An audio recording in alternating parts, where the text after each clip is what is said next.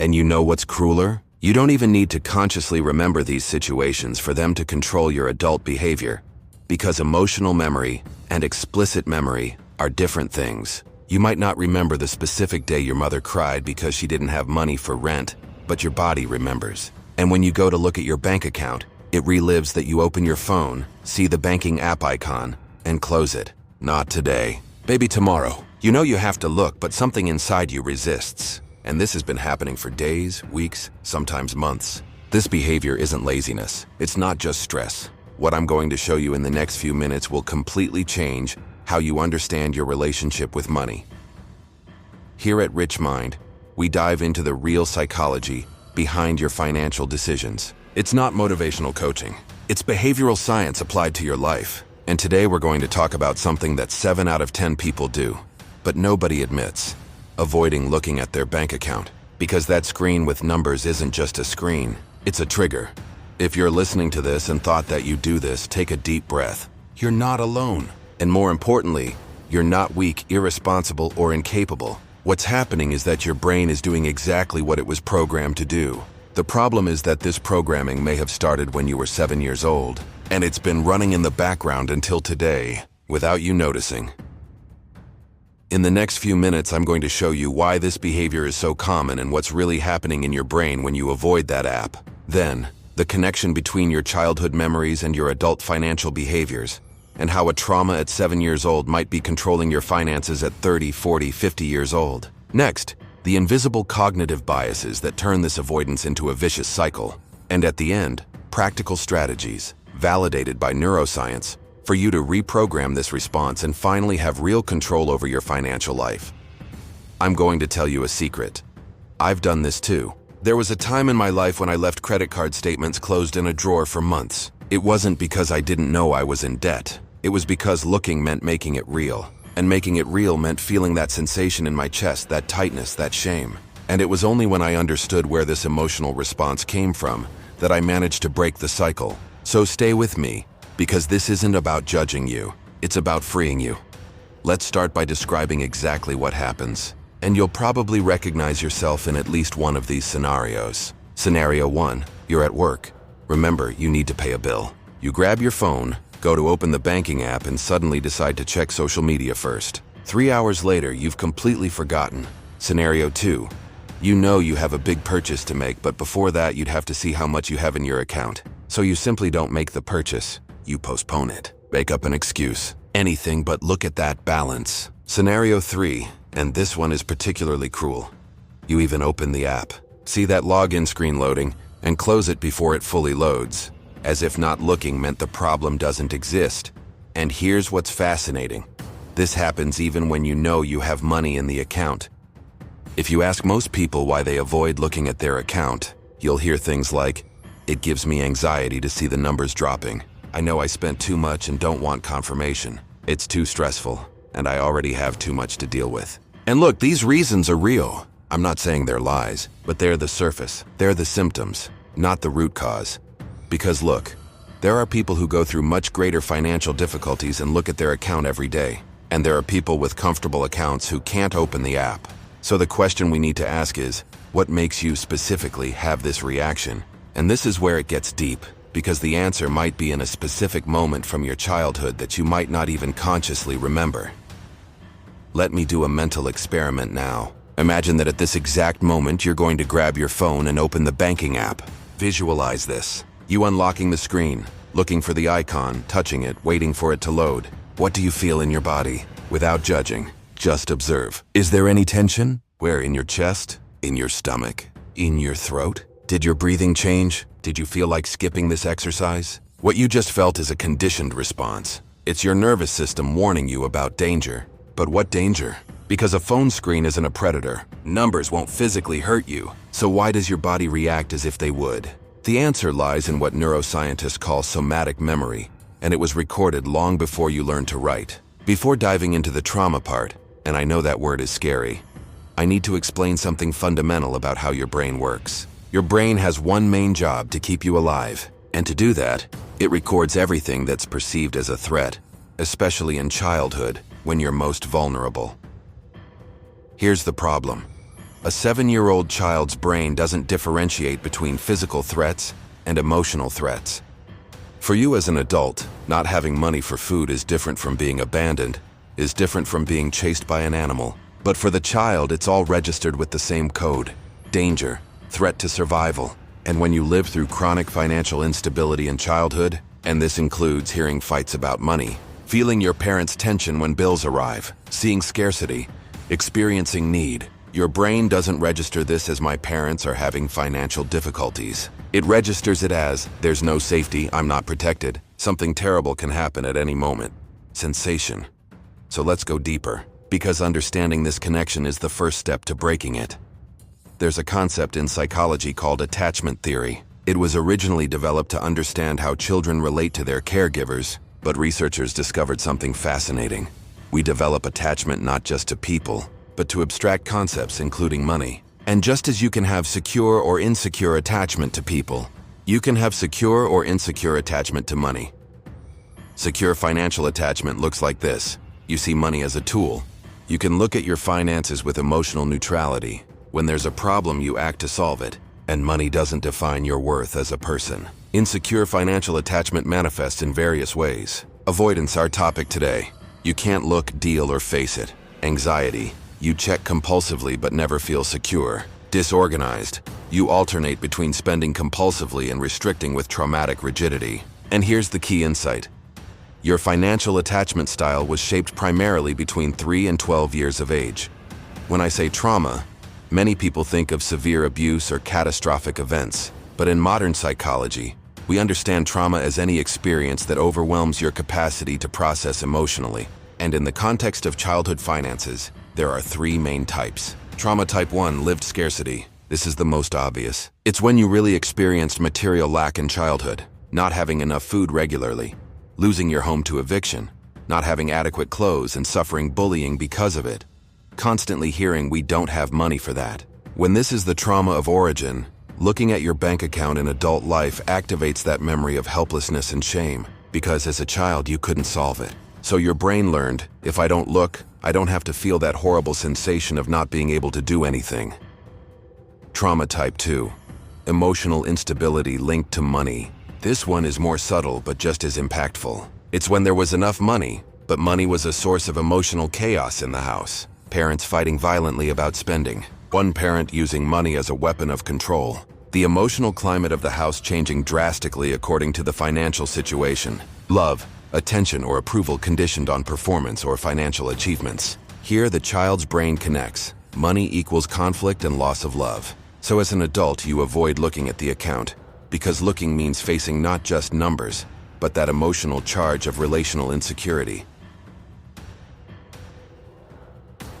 Trauma type 3, neglect of financial education with shame. This is what most people don't recognize as trauma, but it is. It's when your parents never taught you about money, but expected you to know. Or worse, they punished or humiliated you when you made mistakes. You ask for something, they say no without explaining why. You make a mistake with money, lose it or spend it wrong, and you're called stupid or irresponsible. Money is treated as taboo, something that children don't need to know. But when you grow up, they expect you to magically know how to manage it. The trauma here is the shame associated with not knowing. So looking at your account in adult life activates that internal voice of you should know what to do, but you don't. So you're incapable, and avoiding is a way to avoid confronting that shame. Let me tell you the story of Mariana. Fictitious name, but a real situation from someone who shared this with me. Mariana is 34 years old, works in information technology, earns well, but she hadn't looked at her bank account for 6 months. 6 months. She sought help because she was panicking. She needed to finance a car, but for that she'd have to bring statements, and she simply couldn't open the file. When we started exploring, Mariana remembered a scene she hadn't thought about for decades. She was 8 years old. Her mother was a seamstress, worked at home. One day, a pile of bills arrived and her mother had a panic attack, a real one, with hyperventilation. Mariana saw it, and as children do, she thought, this is my fault. If I didn't exist, there wouldn't be bills. And more, she saw her mother crying over those papers.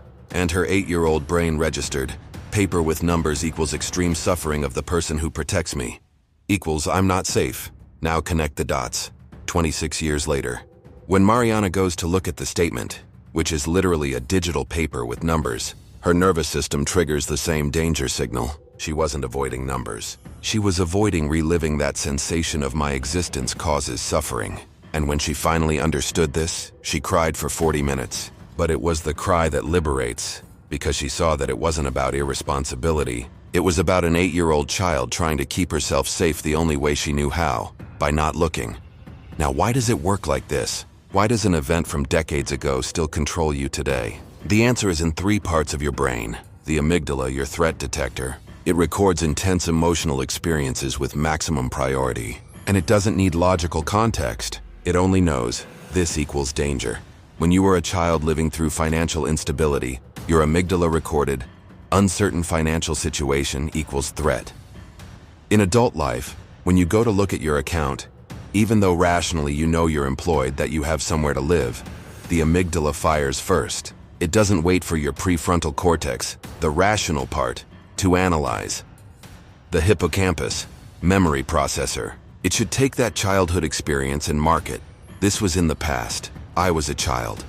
Now I'm an adult with more resources. But in traumatic situations, especially in childhood, the hippocampus doesn't process properly. So the memory stays frozen in time. It's not updated. That's why you can be 40 years old, stable career, emergency fund, and still feel that panic sensation from when you were 7 and heard your parents fighting. The prefrontal cortex, your rational decision center. It has the information that you're safe now. But when the amygdala fires strongly, it literally partially deactivates the prefrontal. It's as if the rational part of your brain is hijacked by the emotional part. And here's the crucial point. You're not being weak when you avoid. You're being neurologically hijacked by a system that thinks it's saving you. But there's an even deeper layer here. And this is hard to hear, but necessary. The behavior of avoiding looking at your account often creates the financial situation you're trying to avoid. Think with me, you don't look at your account. You don't know exactly how much you have. You spend without knowing if you can. You miss bill due dates because you didn't track them. You pay interest and fees. The financial situation worsens. Looking at the account becomes even scarier. You avoid even more. This is called a self-fulfilling prophecy. The attempt to avoid suffering ends up creating more suffering. And here's what's most psychologically complex. At some unconscious level, this validates the original belief. Remember the child who learned financial situation equals danger and there's no control? When you avoid and the situation worsens, your brain says, "See, I was right. Finances are dangerous, you really don't have control." So the trauma not only continues, it reinforces itself. But here's the good news, and it's very good news. Your brain can be reprogrammed. These neural connections can be rewritten. But first, we need to understand the invisible mechanisms that keep the cycle spinning. Besides trauma, there are cognitive biases, mental shortcuts that your brain uses, that turn avoidance into an automated habit. These 3 work together to keep you trapped. Bias 1. Loss aversion. This is one of the most studied biases in behavioral economics, and it says that the pain of losing is approximately twice as intense as the pleasure of gaining. So if you look at your account and see that you lost $500, the emotional pain of that is twice as great as the joy you'd feel seeing that you gained $500. Now cross this with trauma. If looking at the account means risk of feeling that amplified pain, your brain decides that not looking is the safer option, even though rationally you know that not looking doesn't change the numbers. Bias 2. Ostrich bias. This one even has an animal name, and it's literally the behavior of burying your head in the sand. Research shows that when we're in a situation of possible bad news, we actively avoid seeking information, like people who avoid medical checkups because they're afraid of discovering a disease, or investors who don't look at their portfolio during crises. In your case, it's not looking at the account because you think it might be negative or low. And while you don't confirm, you can live in uncertainty, which paradoxically seems less painful than bad certainty. Bias 3. Hyperbolic discounting. This is about how we value present versus future. Your brain overvalues immediate relief and undervalues future consequences. So the mental equation becomes, not looking now equals immediate relief from anxiety, future problems from not having looked. I'll deal with that later. And later never comes because when it arrives, it becomes now again, and the same logic applies. Now here's what makes all of this more complicated. These biases are universal. We all have them. But when you have childhood trauma related to money, these biases become amplified. It's as if cognitive biases were the base volume of your sound system. For most people, it's at 5. But if you have unresolved trauma, the volume is at 11. The biases scream. So while a person without trauma looks at the account and thinks, okay, it's low, I need to adjust, you look and your brain triggers alarms in 5 different systems simultaneously. Amygdala screaming danger. Loss aversion amplified by fear of scarcity. Ostrich bias fed by if I don't look, it's not real. And there's still the voice of childhood shame. You should know how to deal with this. It's no wonder you close the app. So please, stop judging yourself. What you're facing isn't lack of willpower. It's a perfect storm of neurobiology, evolutionary psychology, and personal history. And storms like this need specific strategies, not brute force. Let me draw for you the complete cycle of how this works day to day. Stage 1, the trigger. Something reminds you of money. It could be a bank notification, a conversation, a bill due date, wanting to make a purchase. Stage 2, emotional activation. Before you even think rationally, your body reacts. Tension in the chest, discomfort, that weight. Stage 3, avoidant thinking. Your brain offers an exit. You don't need to look now. You can do this later. Actually, you have other more important things to do. Stage 4, avoidance with immediate relief. You divert attention. Open social media, start another task, anything. And for a moment you feel better. The discomfort passes. Stage 5, negative reinforcement. And here's the problem, because you felt relief, your brain records. Avoiding works. Avoiding protects you from pain. This reinforces the behavior. Next time the trigger appears, you'll avoid faster because it worked last time. Stage 6, accumulation of consequences. Meanwhile, in the real world, unpaid bills accumulate, interest runs, the situation worsens. Stage 7, return to stage 1 amplified. When you finally need to look because you've reached crisis, the situation is worse, which confirms your original fear and makes avoidance even more justified next time. It's a self-sustaining vicious cycle.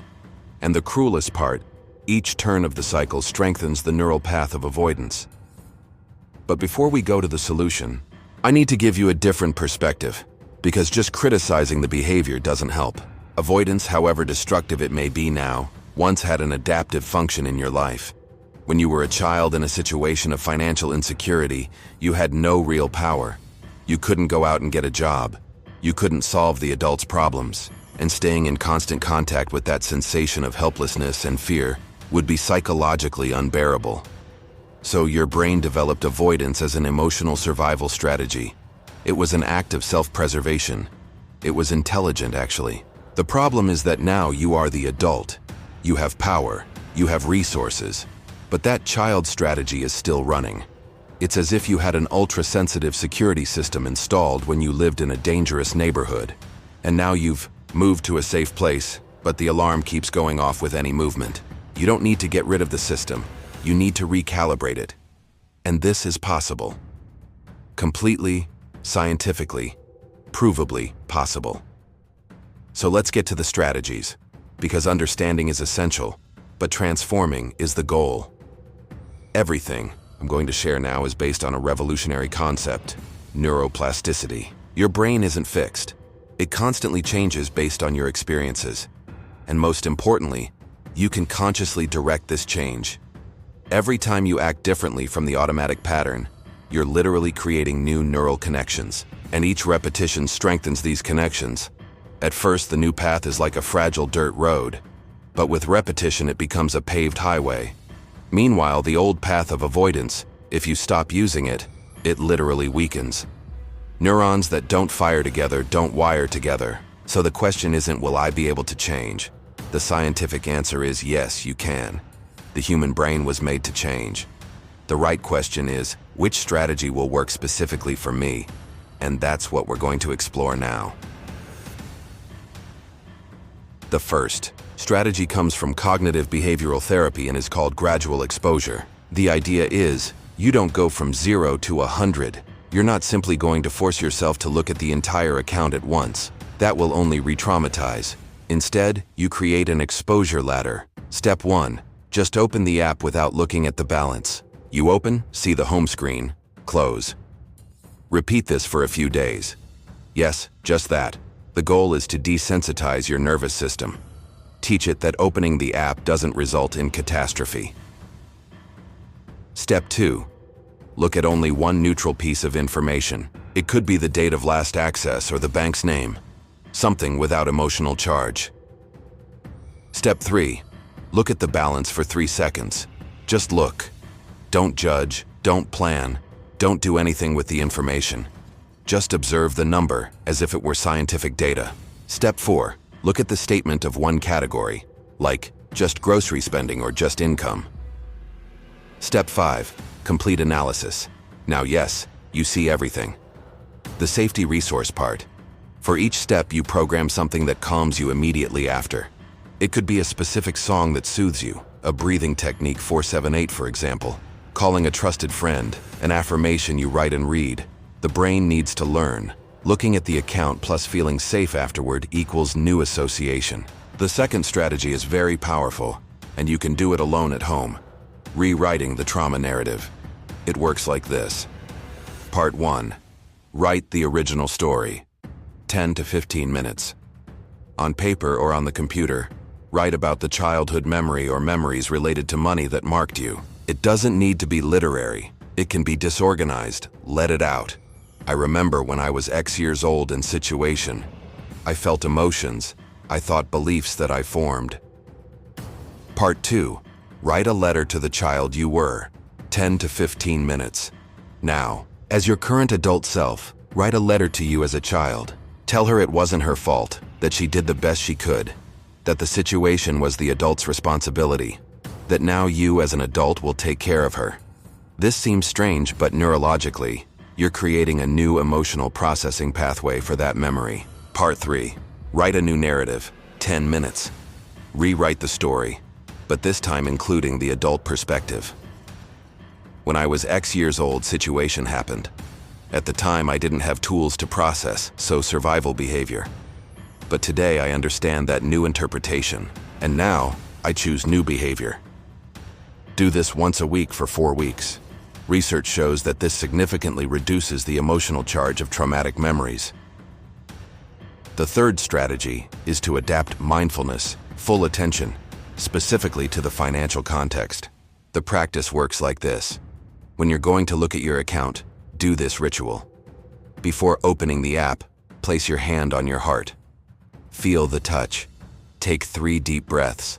Observer affirmation. Say mentally or quietly, I'm going to look at these numbers as a neutral observer. Numbers don't define my value. Numbers are just information. Look at the numbers. See the balance, the statement, whatever. Name without judging. Instead of, oh my God, how horrible, or damn, I spent too much, practice neutral narration. I observe that the balance is at X. I observe that I spent Y on Z. I notice a sensation of discomfort, relief, or tension in my body. Separate fact from interpretation.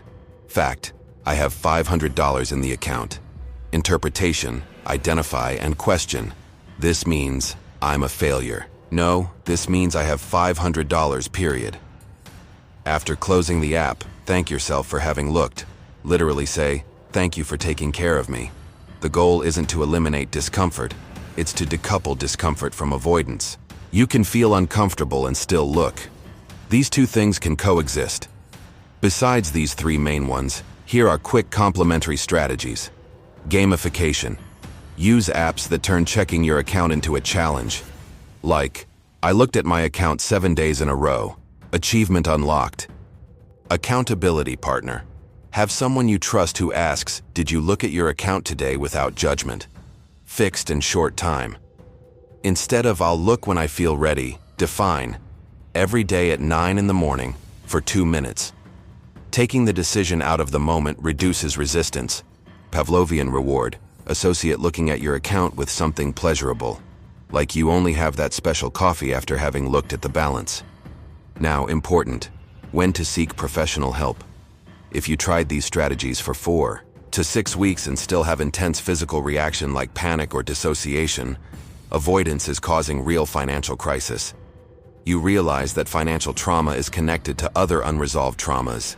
Seek a psychologist specialized in trauma, or a financial therapist. Yes, this specialty exists.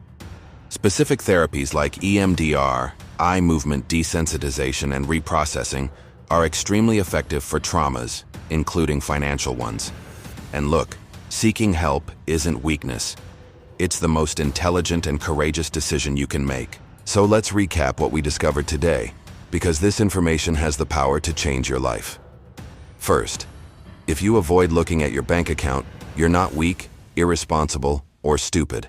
You're responding to deep programming that may have been installed when you were 7 years old.